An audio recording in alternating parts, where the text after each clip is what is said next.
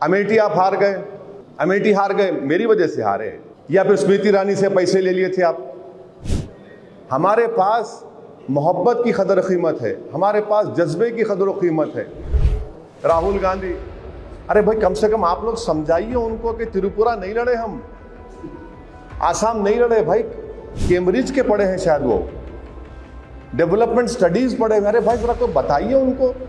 हाँ, अगर वो अब जब इतना नाम लिए हैं तो मैं त्रिपुरा के हमारे एक दोस्त है जो रॉयल फैमिली के हैं, प्रद्युत, मैं उनसे कांटेक्ट किया, मतलब भाई साहब कभी जरूरत पड़ी तो बुला लीजिए, ज्यादा पुकार रहे हैं यहाँ पर ये, तो शायद हो सकता है त्रिपुरा जाऊंगा मैं, आज आसाम भी जाऊंगा। बदरुद्दीन भाई अगर बोले आसाम को आ जाओ असद भाई, तो हाजिर हूं मैं।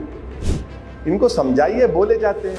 अच्छा ये बताइए, पैसे लिए, अरे भाई साहब पैसों की कदर कीमत तुम्हारे पास होगी, हमारे पास मोहब्बत की कदर कीमत है, हमारे पास जज्बे की कदर कीमत है, हमारे पास खिदमत की कदर कीमत है। 2008 में न्यूक्लियर डील जब हो रही थी, आप कभी जगन मोहन रेड्डी से सुनना ये बात, जगन मोहन रेड्डी से पूछना कि रात के 12:30 बजे 34 अशोक रोड पर गाड़ी में कौन आके मुझसे मिले थे और उसमें कौन एमपी बैठे हुए थे, 2 एमपी बैठे हुए थे, और असदुद्दीन ओवैसी ने क्या जवाब दिया था। कभी पूछना जगन मोहन रेड्डी से आप। नहीं, वो हंस के मुस्कुरा के हाँ बोल के आपको बहुत अच्छा मुस्कुराते हमारे दोस्त। अरे भाई 2008 में तुम्हारा साथ दिए न्यूक्लियर डील में, जब खड़े होकर हम तकरीर किए, तुम्हारे को वोट दिए, जब तुम कितने पैसे दिए थे राहुल गांधी बताओ। फिर किरण कुमार रेड्डी की सरकार थी यहाँ पर, तेलंगाना के कांग्रेस के एमएलए रिवोल्ट कर रहे थे, आंध्रा के कांग्रेस के एमएलए रिवोल्ट कर रहे थे, हम सपोर्ट किए किरण कुमार रेड्डी को। कितने पैसे दिए थे राहुल गांधी की पार्टी हमारे को। तीसरे प्रणब मुखर्जी का प्रेसिडेंट इलेक्शन था, यूपीए की मीटिंग हो रही थी, मैं हिमाकत किया उस मीटिंग में, मैंने बाद लोग बोल नहीं कहा थे ना, मैं बोल दिया, मैं देखो तेलंगाना आंध्र प्रदेश से आपको क्रॉस वोटिंग होगी। फौरन मीटिंग के बाद doctor Manmohan Singh prime minister, मरहूम अहमद भाई पटेल, अल्लाह उनकी मग़फ़रत करे, और मैडम सोनिया गांधी अहमद भाई के बोले ओवैसी भाई आप मत जाओ, ज़रा अलग बात करना है। मैं रुक गया। उसके बाद मेरे को बुला के बोले ज़रा ये काम करना है आपको। मैं बोला मैं क्या कर सकता हूँ, जेल में आप डाले उसको, मैं नहीं डाला। बोला आप किसको भिजाओ, बोले नहीं आपको जाके बात करना पड़ेगा, आपका दोस्त है।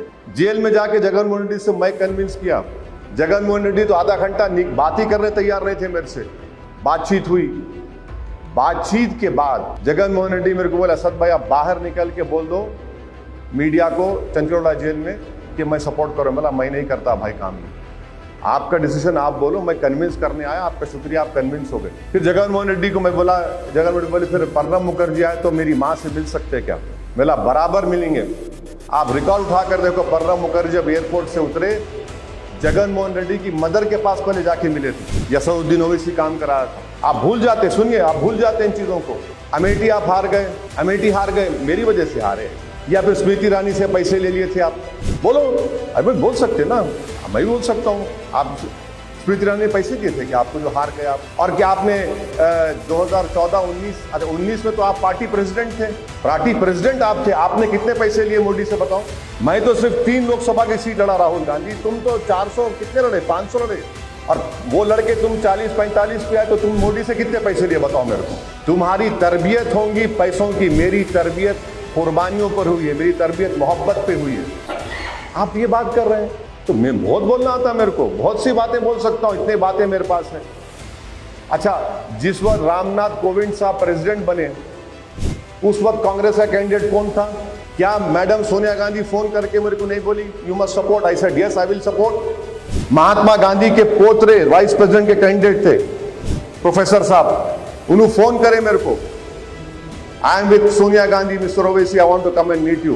बोला sir you should not come and meet me। बोले क्यों, you're not going to support me? बोला नो सर, आप महात्मा गांधी के पोते हैं, आपका फोन करना मेरे लिए काफी, हम वोट देंगे आपको। आज आप ये बात करते हैं, ये एरोगेंस है। राहुल गांधी ये समझते हैं कि बस मैं नेहरू परिवार का डिसेंडेंट हूं और मैं जो चाहे बोलूंगा, जनता मेरी बात सुनेगी। अरे राहुल गांधी, देश बदल गया, अब वो फ्यूडलिज्म खत्म हो गया। जो जमीन पर मेहनत करेगा, बात करेगा, उसी को लोग अप्रिशिएट करेंगे। मगर वो अभी है वो पुराना एंटाइटलमेंट की पॉलिटिक्स करते राहुल गांधी, एंटाइटलमेंट की पॉलिटिक्स करते। तो देखो नतीजा यही है।